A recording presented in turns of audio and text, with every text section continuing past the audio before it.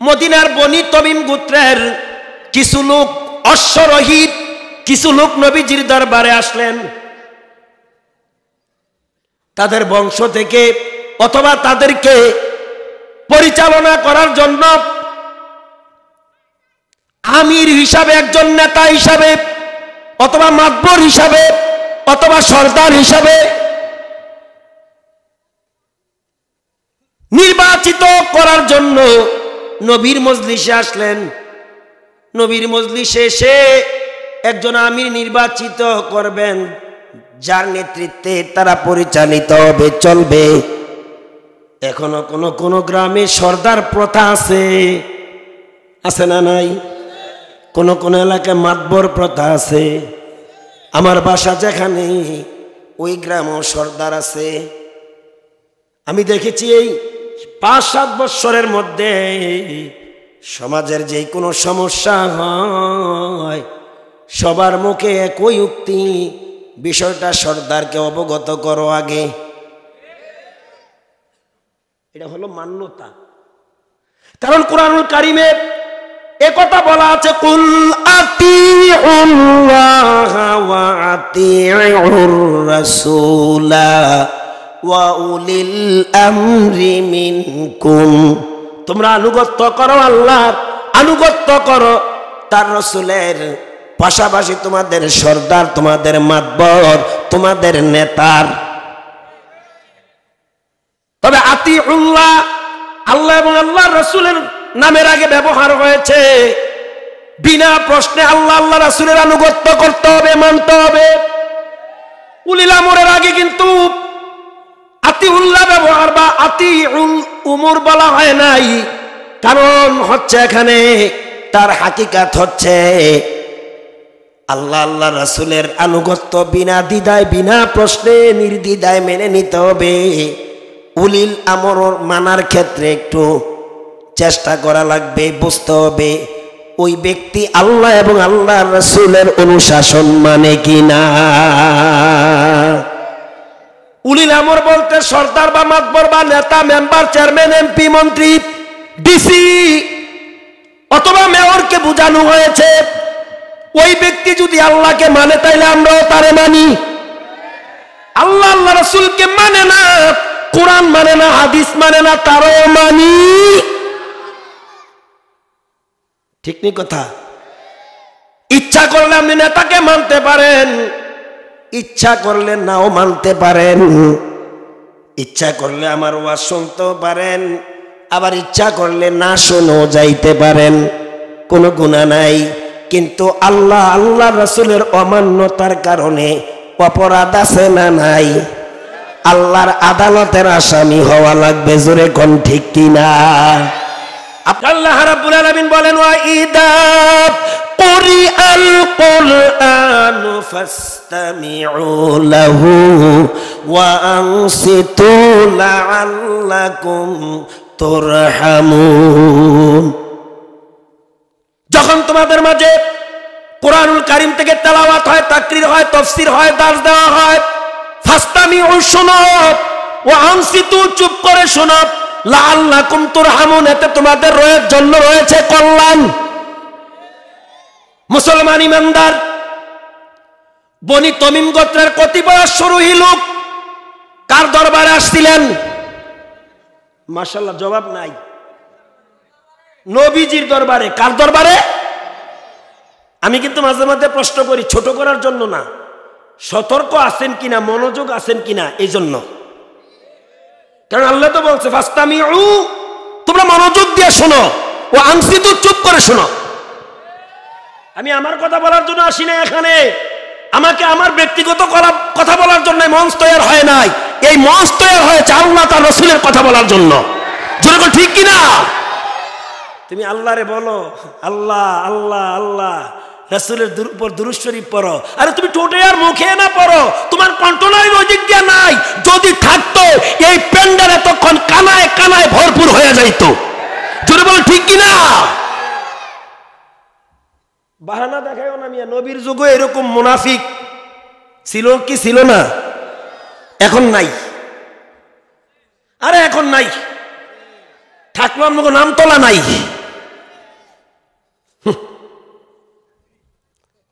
আল্লাহর ওলি না, ওলি ওলি।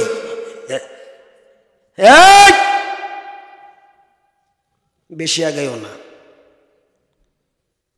প্রিয় ভাইয়েরা, তাদেরকে পরিচালনার জন্য কি নিয়োগ করার জন্য বলেন? আমির, সর্দার, নেতা। হযরত আবু বকর সিদ্দিক একজনের নাম প্রস্তাব রাখলেন।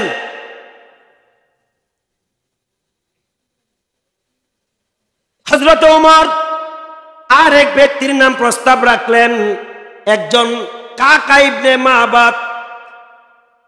পক্ষান্তর আর একজন প্রস্তাব করলেন আকরা ইবনে হাবিস।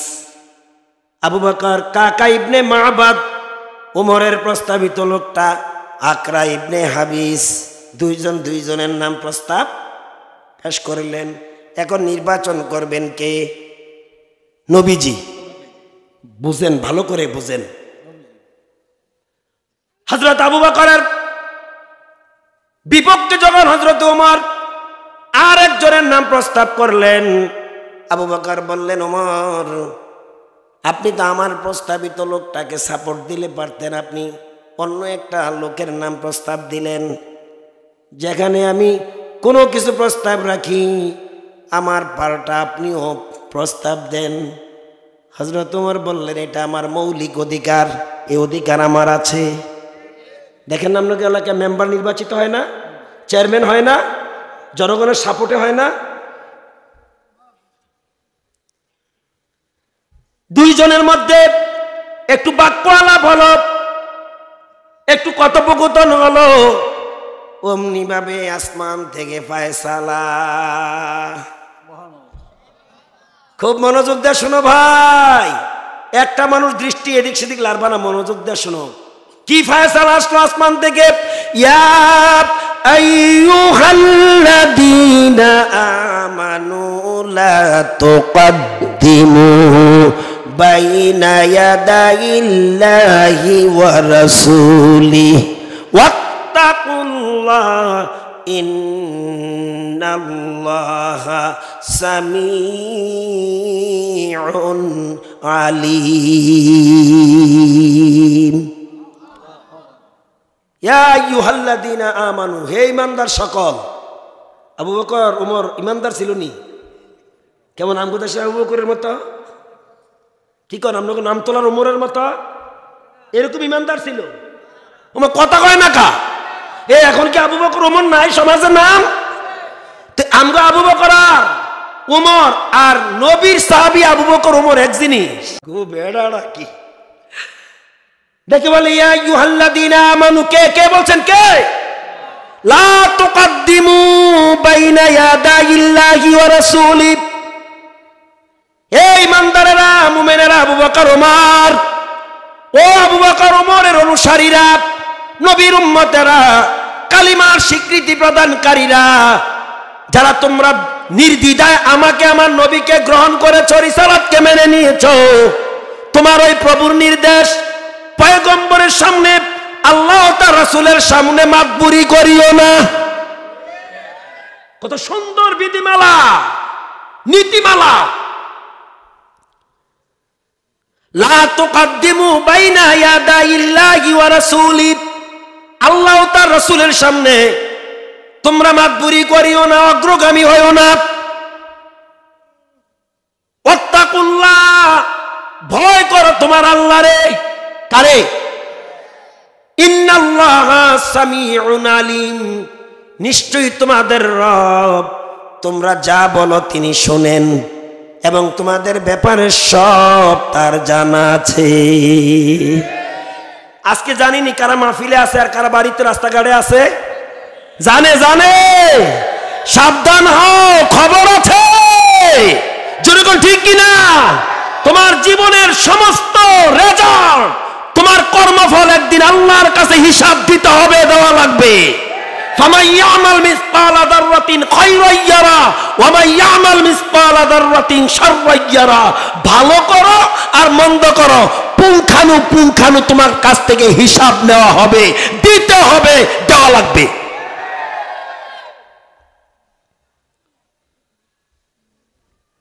ইমানদারেরা, আল্লাহ রসুলের সামনে তোমরা অগ্রগামী হইও না, আল্লাহকে ভয় রাখো। কারে ভয় করো? আল্লাহকে ভয় রাখো, ভয় করো। নিশ্চয় তোমাদের ব্যাপারে সব তিনি জানেন এবং তোমরা যা বলো সব শোনেন।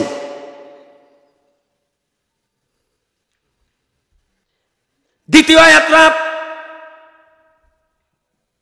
যে আয়াতের শানে নজুল আপনাদের সামনে বলার উদ্দেশ্য এবং খুতবায় যে আয়াতটা পড়েছিলাম, লা তারফাউ আসওয়াতাকুম ফাওকা সাউতিন নাবিয়্যি ওয়ালা তাজহারু লাহু বিল কাউলি কাজহারি বাযিকুম লিবায। ও ইমানদারেরা, সাবধান, নবীর সামনে যখন যেন তোমাদের কণ্ঠের আওয়াজ নবীর আওয়াজের চেয়ে বড় না হয়। আবু বকর উমর একটু কথোপকথন করছিলেন না, আলোচনার বচনভঙ্গিতে বুঝলেন না কত কি নিয়ে নেতা নির্বাচন নিয়ে কথাবার্তা বলছে, হয়তো আওয়াজটা একটু কি হয়ে গেছে, একটু উঁচু হয়ে গেছে। আল্লাহ বলেন লা তারফাউ আসওয়াতাকুম ফাওকা সাউতিন নাবিয়্যি ওয়ালা তাজহারু লাহু বিল কাউলি কাজহারি বাযিকুম লিবাযিন। নবীর সামনে তোমাদের আওয়াজ যেন বুলন্দ না হয়। তাও বললেন তোমরা একজন আরেকজনের সাথে যেভাবে স্বাভাবিক কথোপকথন করো, বাক্য আলাপ করো, আলোচনা করো, এমনটা যেন আমার রসুলের সামনে না হয়। এই একবারে মনোযোগ, সর্বোচ্চটা গুরুত্বপূর্ণ একটা স্পটে আমি আসছি।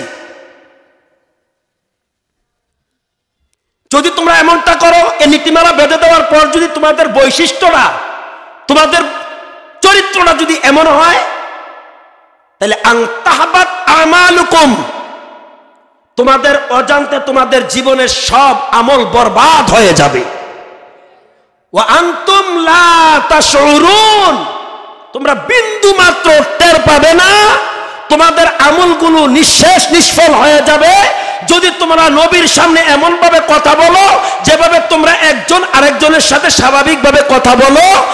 আর নবীর কণ্ঠের আওয়াজের উপর যদি তোমাদের আওয়াজটা বড় হয়, হে ইমানদারেরা,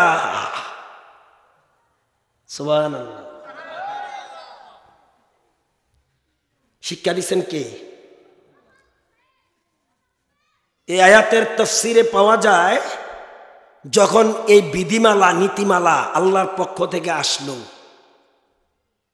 হযরত ওমর রাদিয়াল্লাহু তাআলা তিনি যখন এরপরে নবীর সাথে কথা বলতেন, তার আওয়াজ এত নিচু হয়েছিল, নবীজি দ্বিতীয়বার আবার রিপ্লাই করতে হতো, ওমর কি যেন বলছো?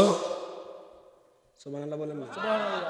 আমগো তো ওয়াজ আমরা করি এবং শুনি, মান্যতা নাই,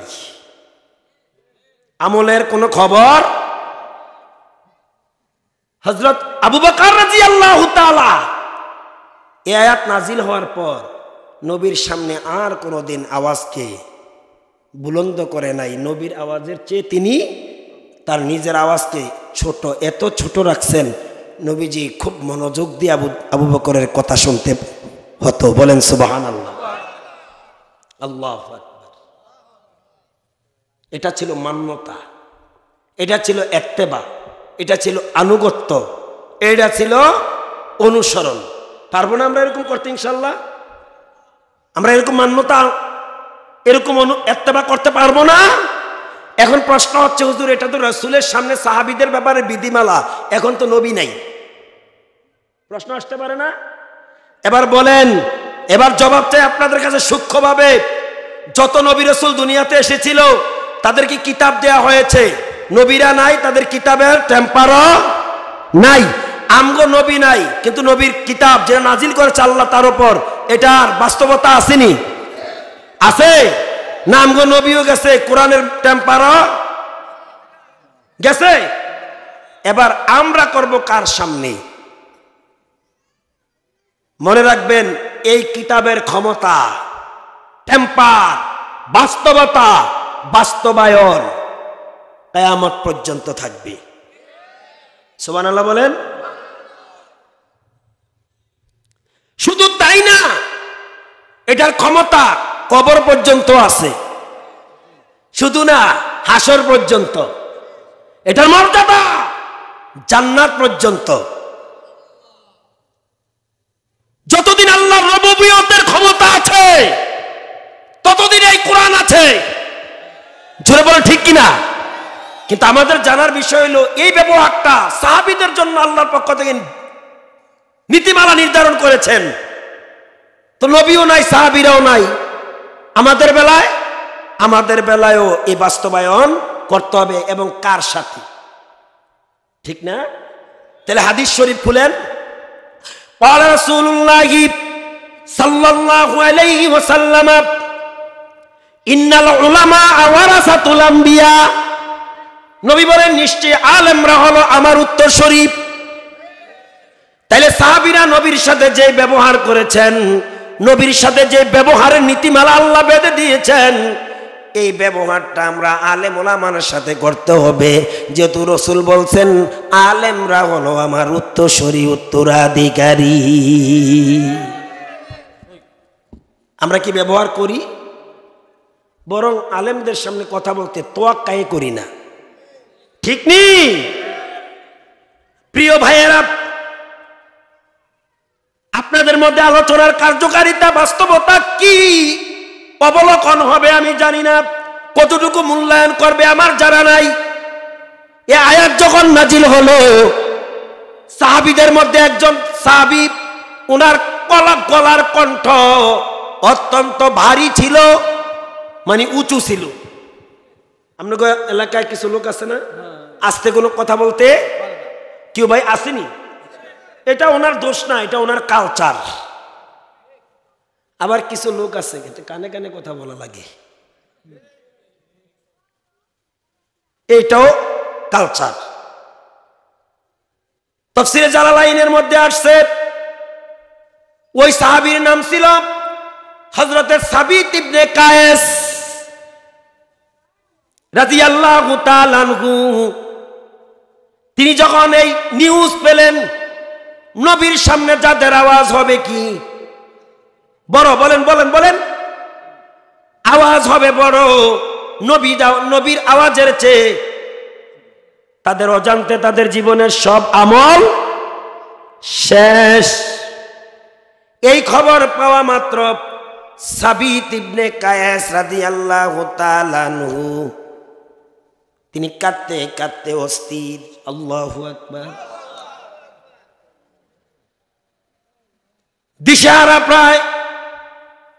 পরিশেষে একটা নির্জন পথ ধরে বসে বসে তিনি মনের আবেগে এবং দুঃখে কাঁদতেছেন। আহারে, না জানি আয়াত আমার জন্য, আমার ক্ষেত্রে নাজিল হয়েছে। সুবহানাল্লাহ। আমরা তো অন্যের চিন্তা করি, যারা মানুষ তারা নিজের চিন্তা করে। কথা বলে ঠিক কিনা? চার স্টলে বসলে গ্রামের সব আলোচনা না, সব আলোচনা যেন সংসদ ভবন বানায় চার স্টল রে, ঠিক না? গীবতের মেলা বসায়, গীবত করতে করতে শেষ পর্যন্ত বহুতানের পর্যায়ে চলে যায়, ঠিক কিনা? ওয়াইলুল লিকুল্লি হুমাযা, ধ্বংস ওই ব্যক্তির জন্য যারা অন্যের অ্যাবসেন্সে কারো সমালোচনা করে।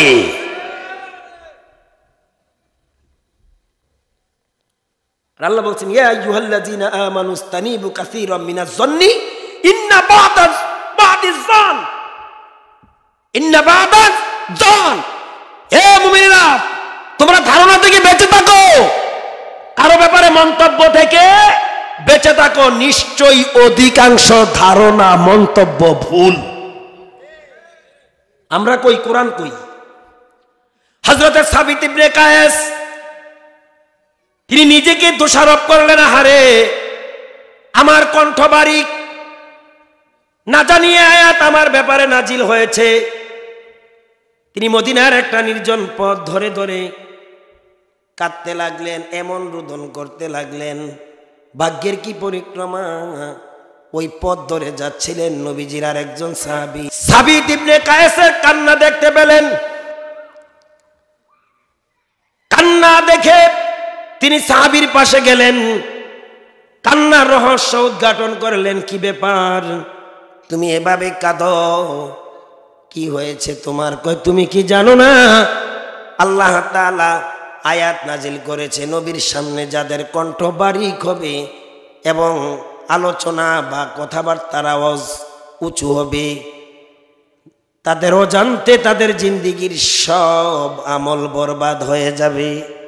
আমার মনে হয় না জানি এই আয়াত আমার ব্যাপারে নাজিল হয়েছে, কারণ আমার কণ্ঠ অনেকবারই অনেক সময় নবীর সামনে কথা বলতে গিয়া নবীর কণ্ঠের উপর আমার আওয়াজ হয়েছে।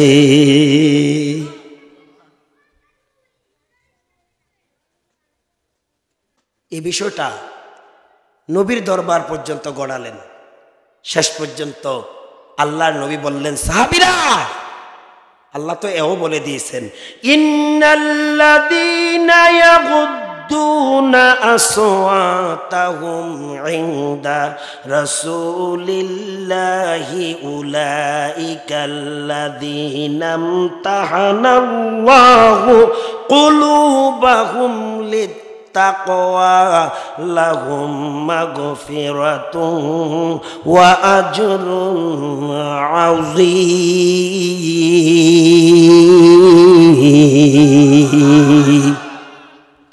নিশ্চয়ই যারা নবীজির সামনে কথোপকথন কালে তাদের আওয়াজ হবে নিচু, স্বর হবে নিচু, আল্লাহ তাদের অন্তরকে বিশুদ্ধতা দান করেছেন, তাকওয়া দিয়ে ভরপুর করে দিয়েছেন, অবশ্যই তাদের জন্য রয়েছে ক্ষমা, আর রয়েছে আল্লাহর পক্ষ থেকে তাদের জন্য মহান পুরস্কার।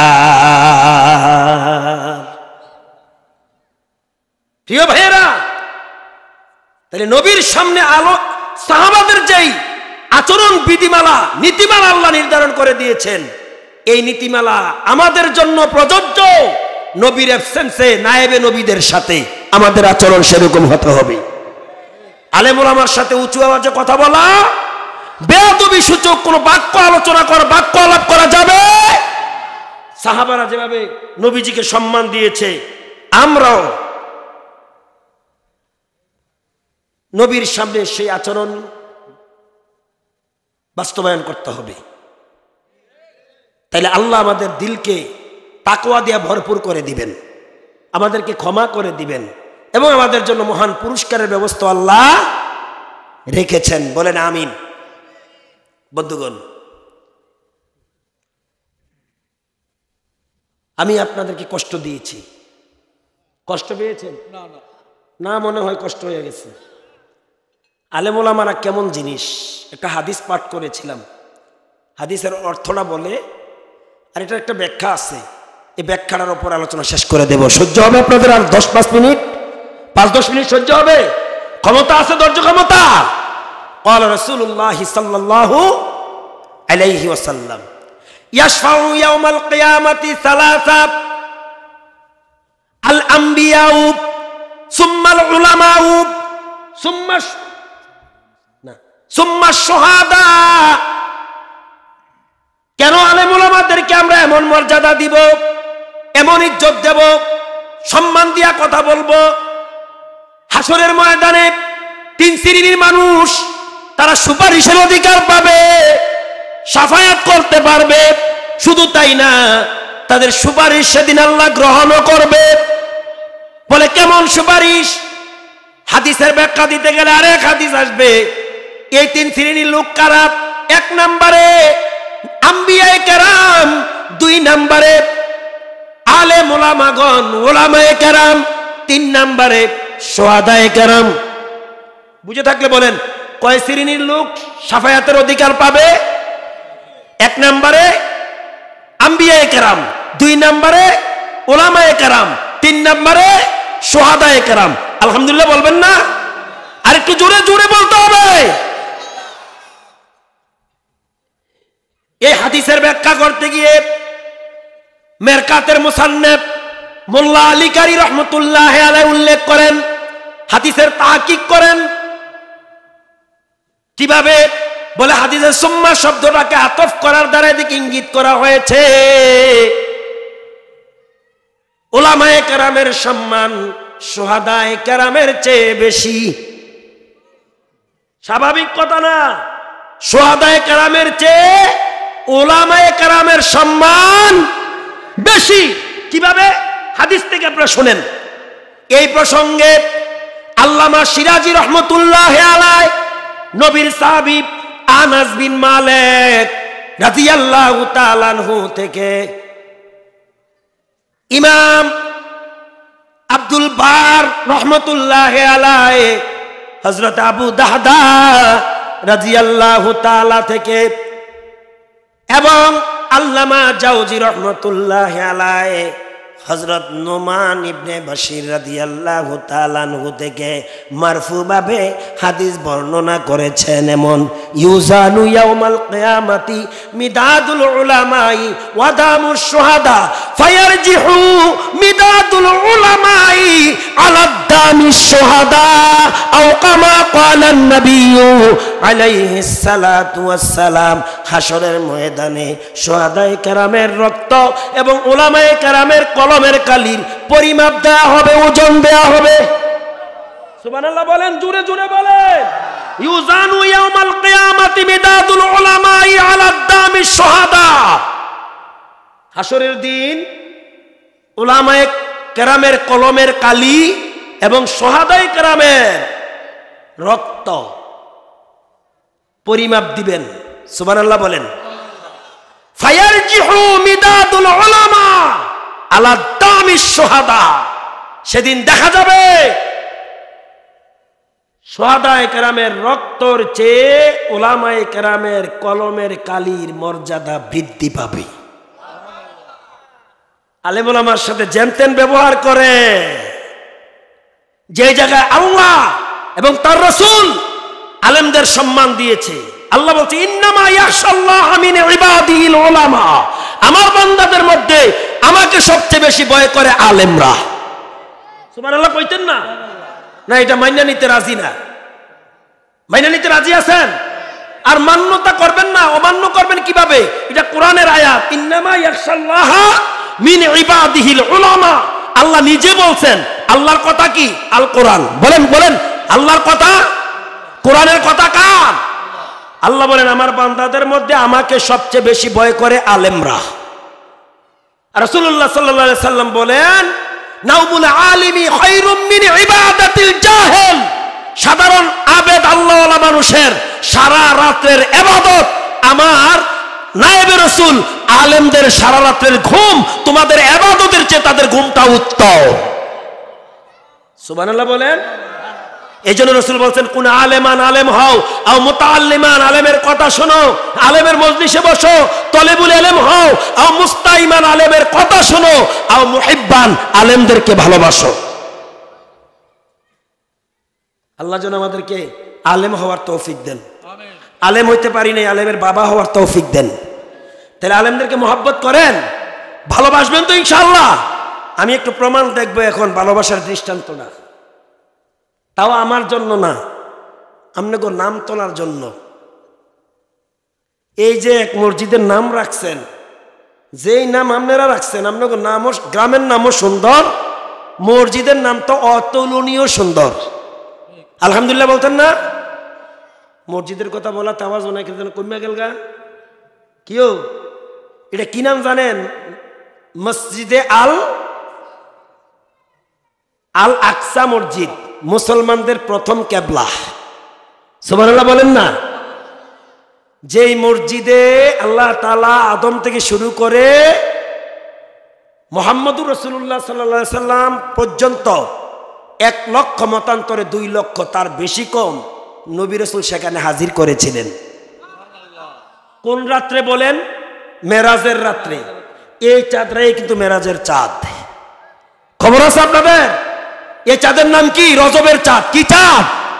এই রজবের চাঁদের 26 দিবাগত রাত্রে আল্লাহ তার হাবিব সরকারে দো আলম, নবী কুলের শিরোমণি, মানবতার মুক্তির দূত, মুক্তিকামী মানুষের পরম বন্ধু সরকারে দো আলম আশরাফুল আম্বিয়া রাহমাতাল লিল আলামিনকে আল্লাহ নিজ কুদরতের পাওয়ারে বুরাক এবং রফরাফ দিয়ে আরশ মহল্লায় নিয়েছিলেন।